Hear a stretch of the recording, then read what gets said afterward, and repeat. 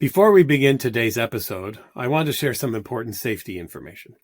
In this episode, we'll be discussing suicidal OCD, a specific subtype of obsessive-compulsive disorder where people experience unwanted, intrusive thoughts about suicide. These thoughts can feel vivid and deeply distressing, but they do not reflect a genuine desire to die. Instead, they trigger intense fear and anxiety, leading people to question their own safety and engage in compulsive reassurance-seeking behaviors. Suicidal OCD is not the same as being suicidal. Understanding the distinction between suicidal OCD and true suicidal intent is crucial for accessing appropriate help and treatment. Reaching out to a mental health professional is important to ensure your safety and that you get the best treatment possible. If you think what you're experiencing is suicidal OCD, please reach out to us at NOCD.com. If you or someone you love is experiencing thoughts of wanting to die versus what if I wanted to die, or they're making plans to harm themselves, this is not OCD. It's suicidal ideation, and it requires immediate attention. Call 988 in the United States for the Suicide and Crisis Lifeline, or go to the nearest emergency department to ensure your safety. Now, on to today's episode. Hi, everyone. Welcome to another episode of the Get to Know OCD podcast. I am Dr. Patrick McGrath. I'm the Chief Clinical Officer for NOCD. Today, my guest, as I have nicknamed her, Taboo Tracie. Hello, Tracie. How are you? Hello, I am doing fabulous. Yes, I'm Tracie Ibrahim. I'm a therapist with NOCD and the Chief Compliance Officer. And Taboo Wonderful. Tracie, obviously.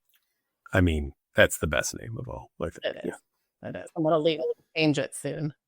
I think I would like to go to that hearing, actually, when you do legally change your name. That would I will. That would be fun. So. Awesome. Well, today we are going to be discussing what's the difference between a crisis that's occurring and where OCD can take something to make it seem like a crisis, but it's really OCD. And as we know, OCD being the master manipulator will say things like, yeah, sure, all the other ones were OCD, but this one might actually, be the thing, be the crisis or something like that. And with your own experiences of depression and OCD that you've been very open about and live with and everything, no doubt this is something that's probably hit home for you at various times in your life as well. Absolutely. From everything from getting misdiagnosed and mistreated to getting treated and understanding what I had. I still have it. Yeah. So because of our positions at NOCD, we often get contacted when there is some kind of a crisis experience. So what do you see as a crisis? What gets defined as a crisis? What are things that we need to be really paying attention to and may require intervention right off the bat? That is an excellent question. And the answer to that lies more so in the areas of certainty.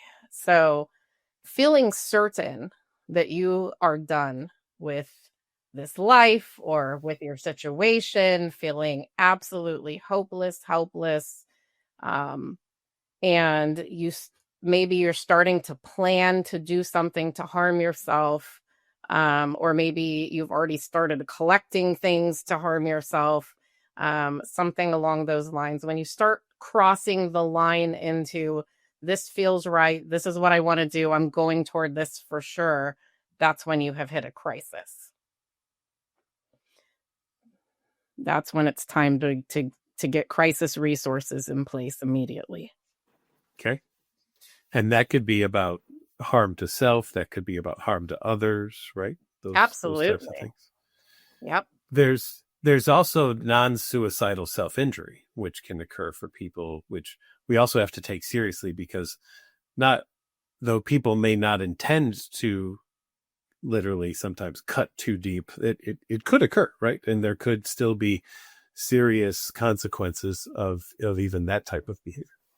Absolutely. Having worked in multiple settings like psychiatric hospitals and the emergency room, I have seen people with non-suicidal self-injury, it could be cutting, burning, all kinds of different things you might do to yourself, go too far, if you will, or go further than you planned, or didn't go as planned, and have either led to very serious consequences and medical interventions being needed to actually accidentally ending your life.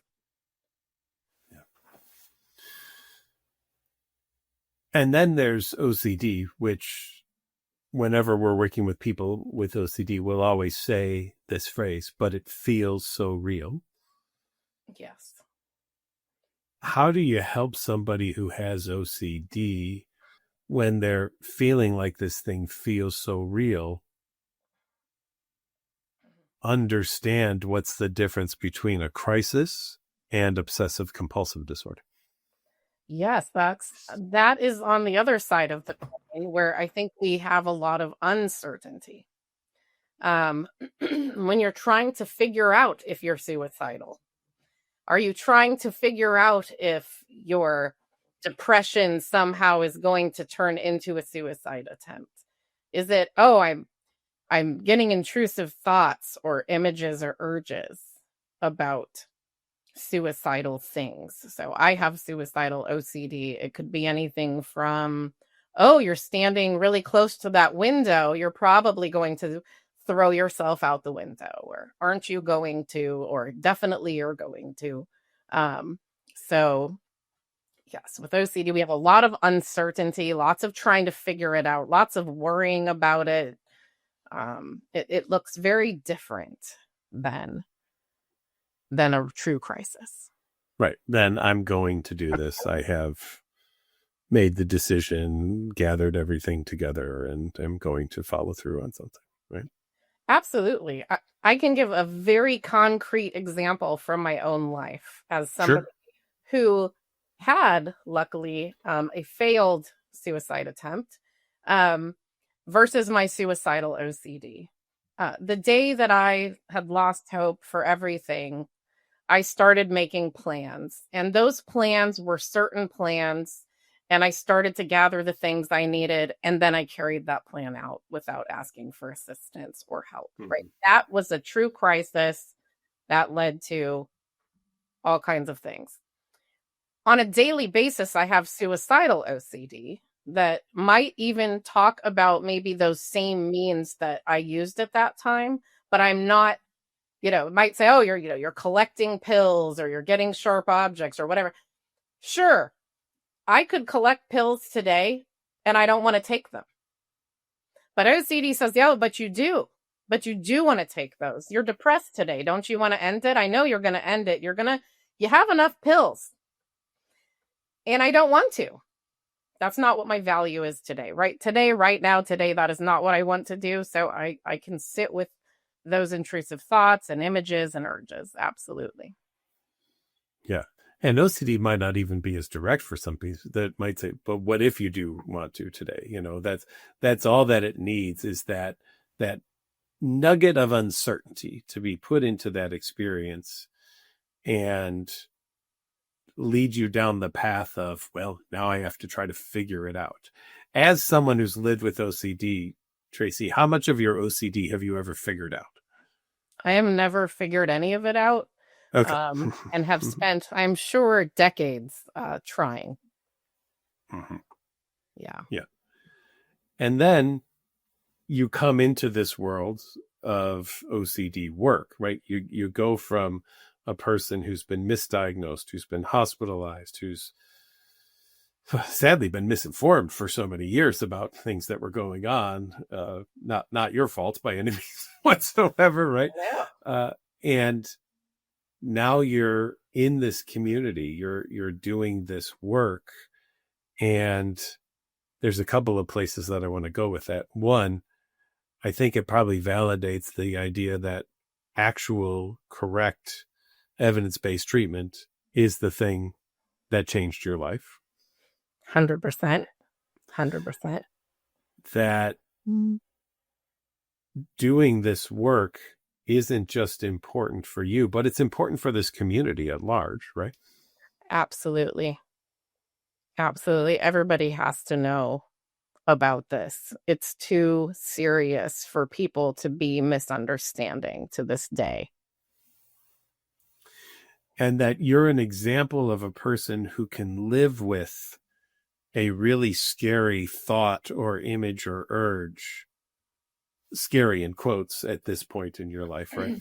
Yeah. And manage that and know that just because you have that doesn't mean that you're going to do something about it or follow through on it, or that it will have any pull on you toward doing that very thing. Is that correct?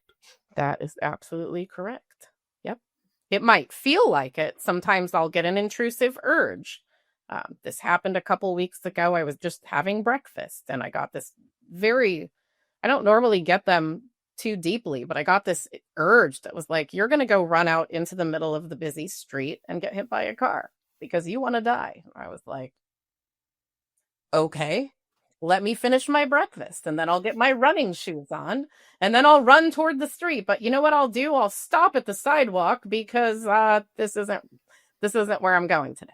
And it will come in with other things. Like I recently, all of the people who normally live in my house were all gone for 3 weeks.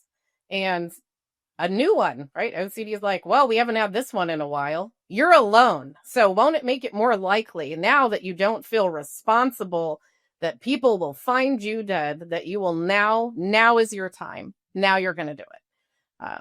And I was like, awesome. You're right. That sounds amazing. Maybe I'll do it outside though, because I don't want to smell up the house. I don't know. I don't want to ruin it for anybody, right? So, yeah, it's always finds its way in. I was like, oh, that's a new one. I'm not normally home alone for so long. So, yeah, I'm like, great, sure, yes. Now I'm alone, so now OCD comes true. Great.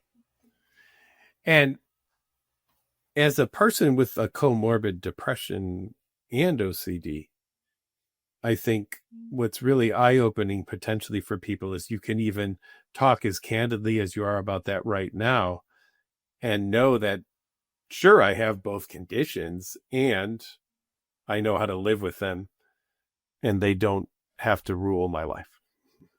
Absolutely, which is just knowing what to do and having the right treatment and the right tools on board is what makes that possible. It's the things that I help my members at NOCD do who have comorbid depression and suicidal OCD or any other, OCD showing up in any other way is the same way I deal with it in my daily life. It's the things that help me get to the other side where you're just somebody living with it, just like anybody else.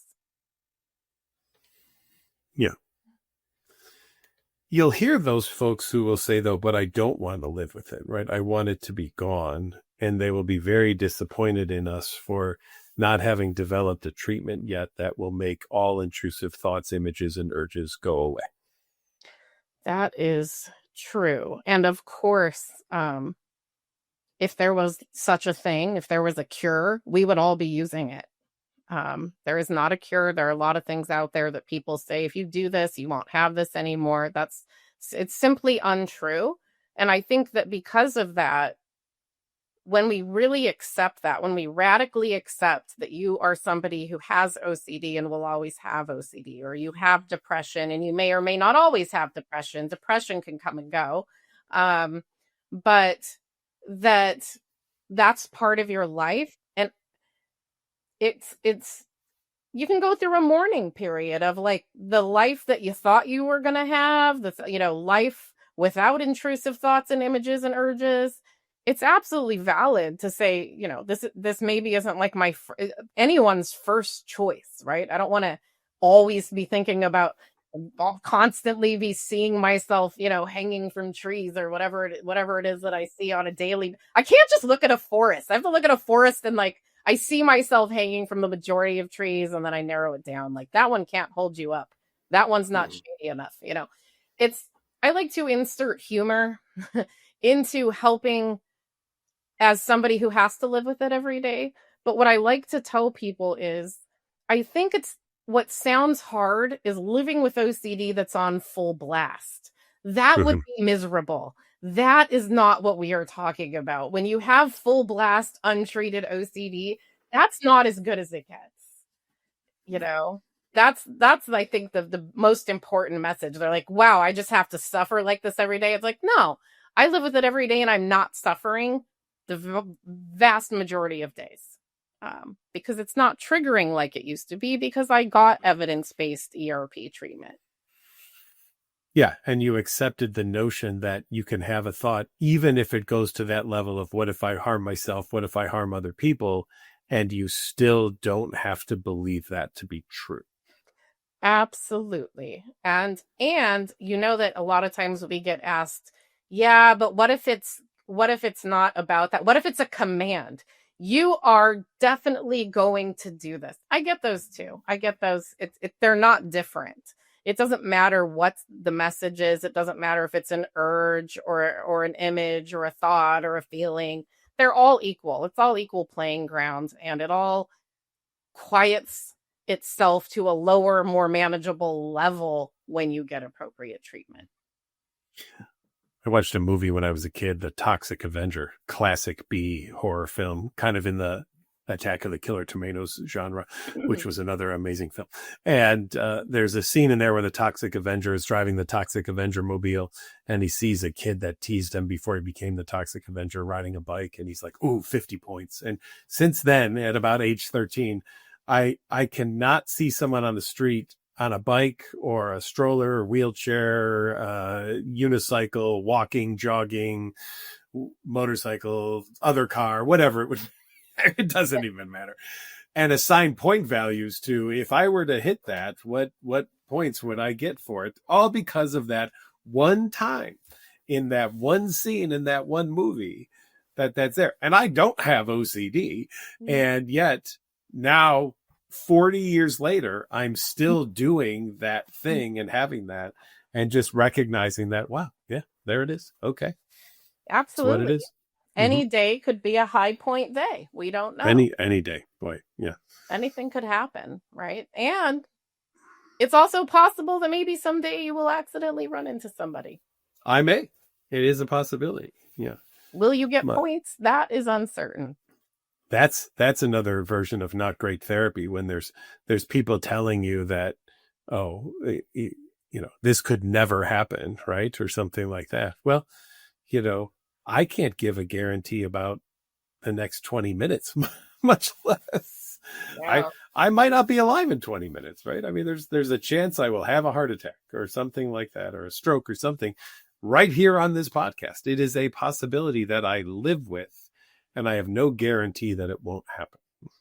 Exactly. Just like I can sit in the uncertainty that someday I might change my mind about how I feel about whatever haunts me on any given day in the form of an intrusive thought. It's like, maybe you're going to jump out the window. Maybe I will someday. Today, though, not right now in this moment. Not at the moment, yeah. Mm-hmm. Fixing to get ready to, as they say, right? Fixing to get ready to, that's right. Yeah. There's a lot of clinicians out there who aren't familiar with OCD. So they will hear stories about, maybe in an intake, I'm so afraid of what if I were to harm my child? And they'll hear that and think, well, this person is a danger to their child, without doing any kind of investigation. What's your message to clinicians now that you're on this side of the work about how do you approach people who have some of these intrusive thoughts, images, or urges, and not just the moment you hear something be like hospital, or something of that nature? Oh, this is like one of my absolute favorite things to answer, because might have been why I asked the question, actually. Yeah. Because it's so personal to me, and why I became a therapist. Okay. It was a lawyer or a therapist. I went with therapist because, we have enough lawyers in this world. Fine. We don't have enough OCD specific therapists though. So, what I say to therapists is, you are taught to always err on the side of the patient, err on the side of caution, err on the side of doing no harm. But what we don't always hear is there's another kind of doing harm that you hadn't thought about. Yeah. So when I sat at 10 years old in an assessment, and somebody said, "Have you had thoughts about hurting yourself?" I said, "Yes, I had. I had thoughts." And they were like, "Well, like what would you do?" And I was like, "Well, I don't know. I don't know. These are the various thoughts that have come up." And that turned into you're on suicide precautions and you're in a hospital. And that was clinical harm because they didn't ask enough clarifying questions to find out if maybe it was something else. Right? Or what if it's something else? What if you asked, "Do you want to kill yourself right now in this moment?" I would have said, "No, that sounds very scary to me." If they would have said, "Have you tried to do anything to start to do something?" I would have said, "Absolutely not." If they would have said, "Do you want to be dead right now?" I would have said no. They didn't ask clarifying questions to find out that I was just having intrusive thoughts because they asked me a weird question for a 10-year-old to have to answer.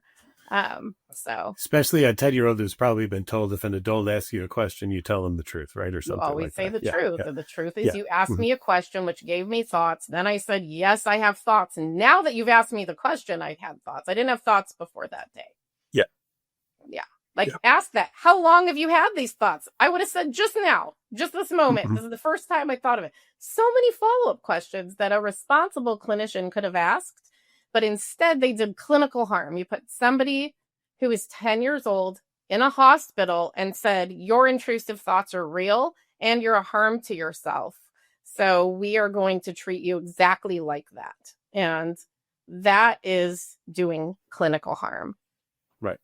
Even that parent who is afraid to touch their child, but has done all of these other things to assure that their child is safe by having relatives move in or something.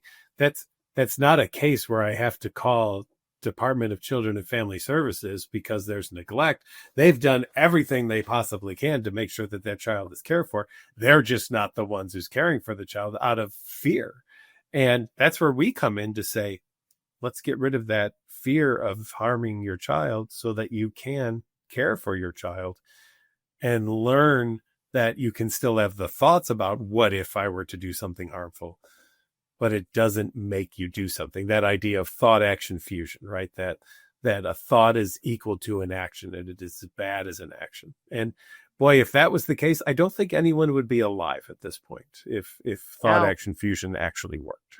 No, because when I lived in Los Angeles and was commuting every day in the hell of traffic that is known of Los Angeles and Orange County, California, I often would imagine, like in a sweet way in my mind, imagine if everybody just exploded who's in front of me, but only the people between me and my destination so that I could just get there.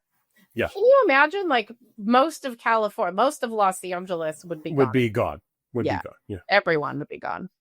Yeah. I ended a webinar with, this will be the last webinar I'll do because after this webinar, I'm going to wish for no one to be alive tomorrow morning but me so that I can then clear all the cars off the highway, find some supercars and just race them up and down highways for a few days until I run out of gasoline. But I think that sounds really, really fun. And then I came back to the webinar next week and said, well, guess it didn't work. What a shame. Yeah. If you could just also keep me alive, I would like to also race cars. That's fine. Yeah. We don't. You live far away, so we're not competing. Right? No, so it's fine. It doesn't matter. Different stretches of road. Yeah, absolutely different stretches of road. So that'll be good. With the comorbid, and we say comorbid, meaning co-occurring. That's one of our terms. It's a morbid term to say comorbid in a way, but happening at the same time. Yes, with the happening at the same time, depression and OCD that we see in people, are there treatments for both that we can provide folks? There are, and we can provide them at the same time. As a matter of fact, at NOCD for people who have anxiety disorders, or maybe you have depression, maybe you have OCD. I can't even possibly, I don't think we have time to go over the list of things that we could treat at the same time at OCD. It's a lot, yeah. And both of them have a behavioral component to them, right? I mean, in ERP, we're having people do opposite behaviors of compulsions, be they mental or physical. And in, doing work with behavioral activation for depression, we're having people go back and live their lives and do the things that they used to do before the depression set in. Because if you look at the definition of depression, one is I feel depressed, and two is I've lost interest or pleasure in things I once enjoyed. Well, if you once enjoyed them, you could probably still enjoy them, but you're not enjoying them anymore because you're depressed. So maybe if we get you back to doing them, you'll start to enjoy them again, and that'll decrease your depression. And that's what we really try to move people toward is getting folks to learn, okay, I can handle this. I may not like it. It may not be comfortable, but I can handle it. Absolutely. And as somebody who has at the same time comorbid depression with OCD, I build my ERP and my behavioral activation into my day-to-day life. So if one of them is louder on a given day, I'll do more of that particular, intervention. And if one's quieter, then maybe I'll do something else. So yeah. And it works, I mean, with behavioral activation, it's not that you go out and do the thing and like you feel joy that moment, but it's about building it up over time, because all the things you let go of when you're depressed, you don't realize, but they are adding to it. So like for me, if I were in a deeper depression, I might shower less. But when you shower less, you also don't feel clean. And then when you don't feel clean, then you also don't feel great about yourself, or you don't feel presentable. Maybe you don't even smell good. I always smell good, but I can go so long. But yeah, so it's just all the little things, like you get up and you brush your teeth and you eat, because if you don't eat, then you don't have enough energy to get up and do the things you used to do. So it's really building all those things back into your life, so that over time you can build up the good juju in your brain and become less depressed. Juju is a official word. It means good stuff in your brain. On that, actually, then there's the people who are afraid, well, what if my brain doesn't have good stuff in it, right? What if it's only negative stuff? And you'll notice that as I'm bringing these up, I always start off with that 2-word phrase, what if, because I would contend OCD is a what if condition. It is a what if disorder. It is those 2 words, what if, followed by whatever worst case scenario that person can drum up, or OCD can drum up in that particular area, type, whatever it may be, which is why there may be myriads of things going on in your life that don't bother you, but this one thing suddenly takes hours and hours and hours of your day. And it could be something that almost nobody else in the world would even notice. But for you, it's the most important thing. So consider that OCD is that what if condition. Definitely. And I feel like sometimes too, when people overthink or ruminate, which is a mental compulsion that people do, they might come to a conclusion and say, okay, what if it's not what if? Maybe I'm really hearing these words saying this and I'm seeing it happen for sure. So it's not a what if anymore. Now what do I do? Now I'm worried. And the answer is, it's just one more step of OCD, right? It's just saying something else on top of something else, on top of something else, on top of something else. And that's OCD for you. Even if you could get actual certainty 100%, it would come take it from you by adding something, even with a morsel of truth, to make you nervous about it. Like, sure, I might jump out a window, and in fact, there is a window here, for instance, that opens. Like, okay, yeah, it's true, there's a window that opens, but does it mean that I'm going to jump out? Well, what if I feel an urge that says, this urge feels like I'm going to jump out. It really feels, it's not even a what if urge, it's a real urge, and it's saying, oh, like you feel like you're going to jump out of the window. Well, again, but do I want to, if I have to figure out if I want to, if I'm not over there opening the window and flinging my, intending to fling myself out, I'm still in an OCD cycle. I want to go back to that certainty thing because that's so interesting. For people who have OCD who might develop later in their teenage years, we know that 12-year-old range, that 18-year-old range there, it may be hard for them to remember, but often when we're kind of chatting, even at the end of treatment and we're in maintenance, they talk about how they remember doing things without OCD, right? But then once OCD hits, you almost forget that you ever did it without OCD. Like, no, I always wanted certainty about this thing. And then later through treatment, they're like, yeah, I never cared about certainty in this thing, right? So one of these bastardizations of the brain in some way that occurs is OCD has convinced you that certainty is an option, certainty is a goal, certainty is a reality, and certainty is attainable. And those are all some of the lies that I hear OCD tell people, that you can achieve this thing that is unachievable. Absolutely, because most things in life are uncertain. It's one of my favorite things to say to people I work with is you don't have to accept facts, but the fact is that most things are uncertain, not even just to people with OCD, just in life. We take leaps of faith all the time. If I save enough, I'll have enough for retirement. Well, you might not make it to retirement. So, there's lots of things that we can plan and we can try, but there's still going to be uncertainty. I don't know how much rent will be in 5 years. I don't know if I'll be alive in 2 minutes. I don't know if, all of my hair will turn gray by next November. There's so many things that are just facts that we don't know. Will this relationship last forever? Do I definitely feel this way or not feel this way? Will I jump out a window? Won't I jump?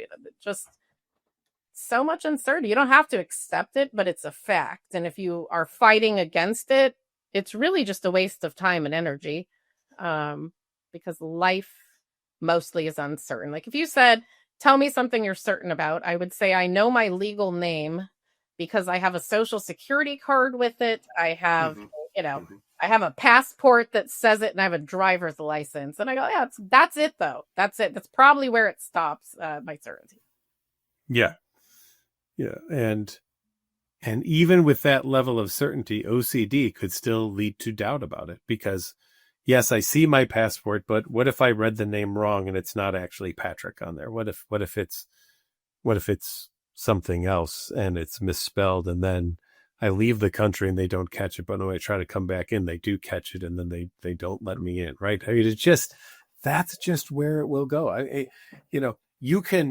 You can be laying on the ground looking under your car for a dead body for 5 hours and not see one, but still not feel like you've looked enough to get yourself convinced that you haven't killed somebody, even though you have zero proof of it. OCD gets you to doubt your own senses and sensory experiences.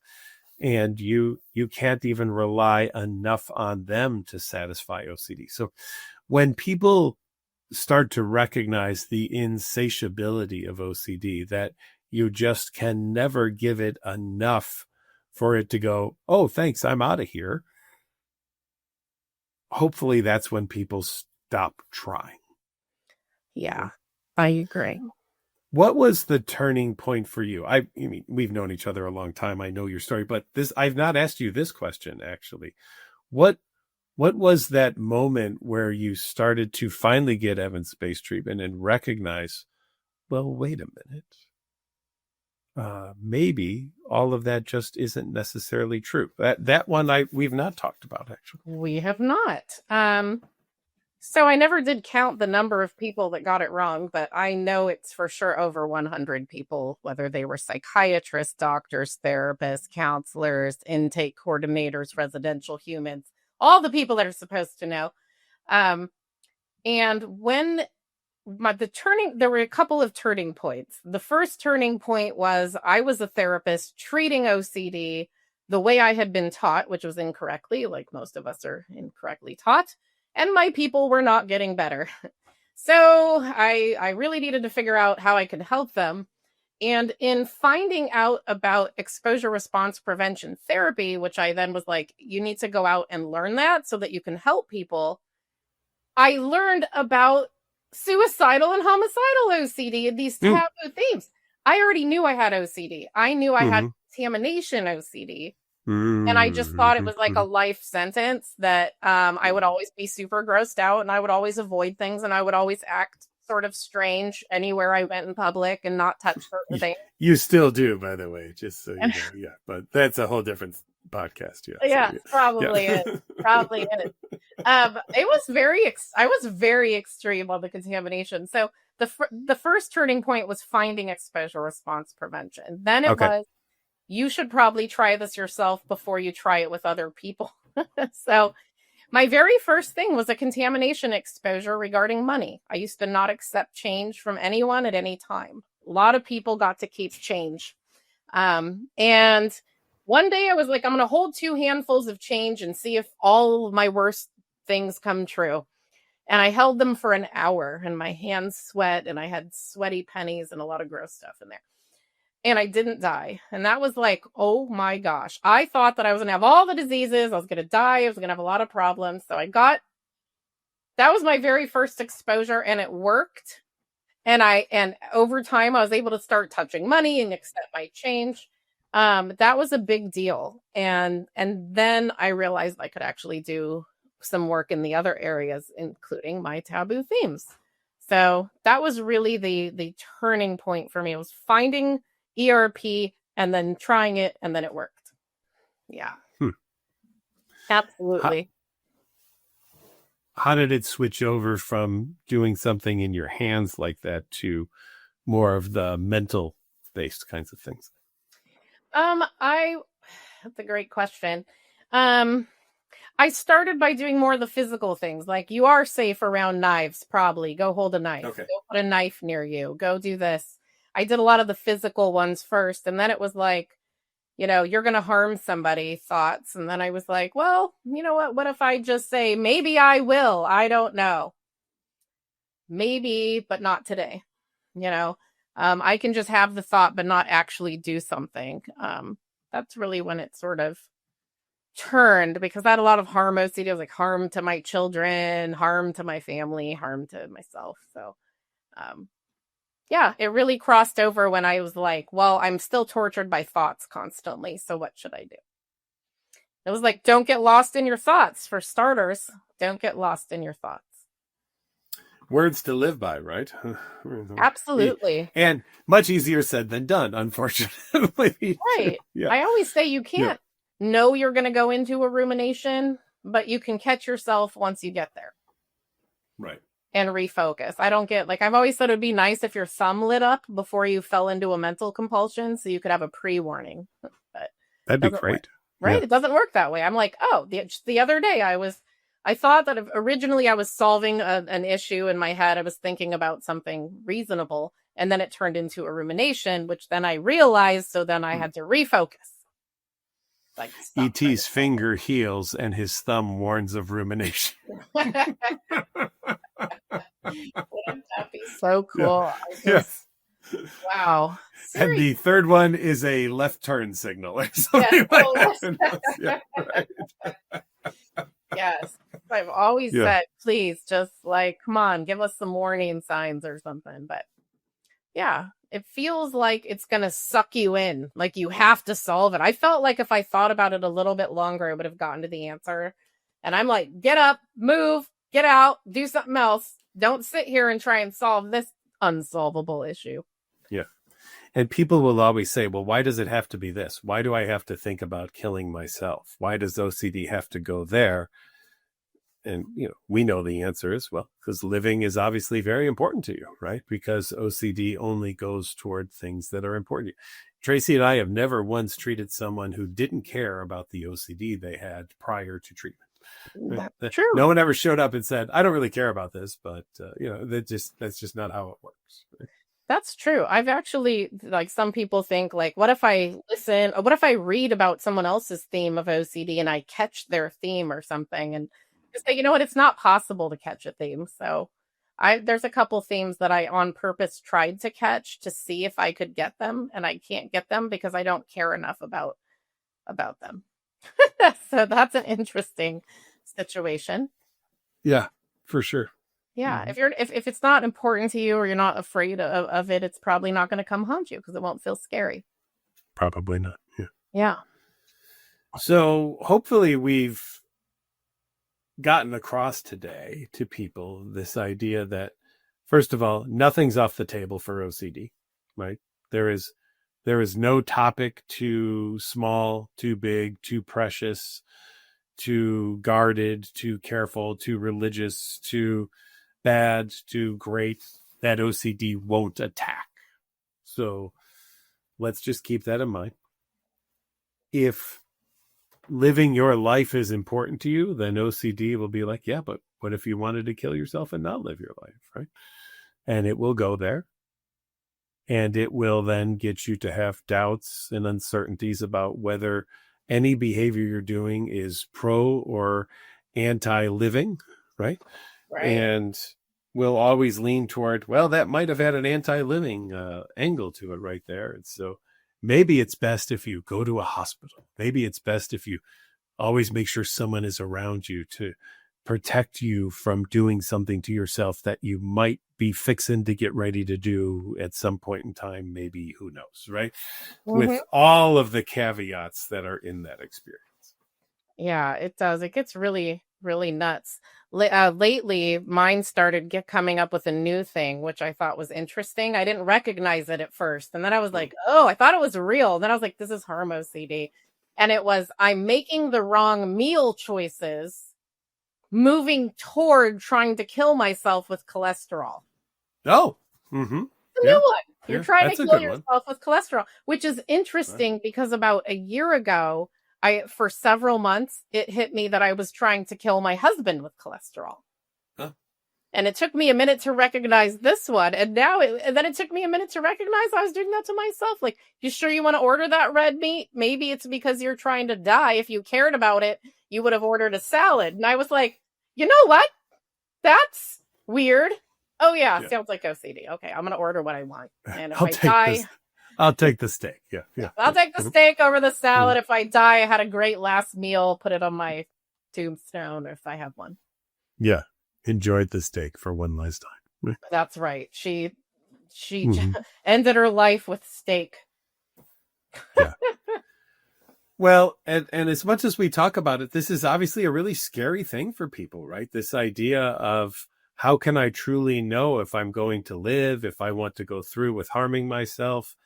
And they hate our answer, which is, we're not here to give you a guaranteed 100% we do or do not know answer. We're here to help you live with the doubt and the uncertainty about the question. Right. And stop going in circles. I always flash back to this time, probably one of the worst moments, maybe not the worst, maybe like the second worst, which was, it's very clear. I'm in a psych hospital. I'm in seclusion. All I can think about is ways to kill myself. It was suicidal OCD, but nobody noticed that. And I was going nuts. Why would somebody be thinking about 52 different ways to kill themselves who doesn't want to kill themselves? And it was like, they took everything away from me. So I had no option. So OCD and I didn't know it was OCD. It was like, you're going to bang your head till you die. You're going to try to pull the doorknob off and swallow it. You're going to, it was just weird. You're going to chew through your arm. OCD will go to the nth degree, whether it's reasonable or not reasonable. But it's like, that's just part of it. Now I can get those same thoughts and go, sure. Okay. But those were torturing me before. I was truly afraid of myself, as apparently were these providers who didn't know what they were doing. So they thought I was dangerous. So did I. And that's the importance, again, of evidence-based treatment, where people will know what they're doing. They'll know how to diagnose this. They'll know how to recognize it, and they'll know what the right treatment is for. That's right. That's what I live by. That is my only passion. No, it's one of my deepest passions in life, is making sure everybody knows this. What is evidence-based treatment? Evidence-based treatment isn't just treatment that you found online that says it's evidence-based, by Right. the way. That's not how it works. There's a lot of things that use evidence-based that are not. We're talking about real, meta-analyzed, actual research that said this is it. And exposure response prevention has been the gold standard for decades for treating OCD. Correct. So, well, Tracie, thank you for being here. Where can people find you if they want to see some of your cool stuff? they can find me on Instagram at Taboo Tracie. Tracie spelled Tracie. Taboo Tracie, which you named me, which I really appreciate. It was an upgrade because as a teenager, I was known as Tracie Negative. Note the depression and the sad outlook. So Taboo Tracie, yes, on Instagram. And you can also obviously find lots of different things that I've recorded for NOCD on our YouTube channel and on our socials. Awesome. Well, thank you, Tracie, for being here today. I think it was very helpful for people. Thank you for having me. May we live to close this out. Yes, absolutely. And thank all of you for being here on the Get to Know OCD podcast. If you like the Get to Know OCD podcast, you could check us out where you get your favorite podcasts or subscribe to the NOCD YouTube channel. And if you're looking for help for OCD or related conditions, check us out at NOCD.com. That's NOCD.com. Be good to yourselves, or at least much better than your OCD ever will be to you. Thanks for watching. We'll see you again soon. Bye.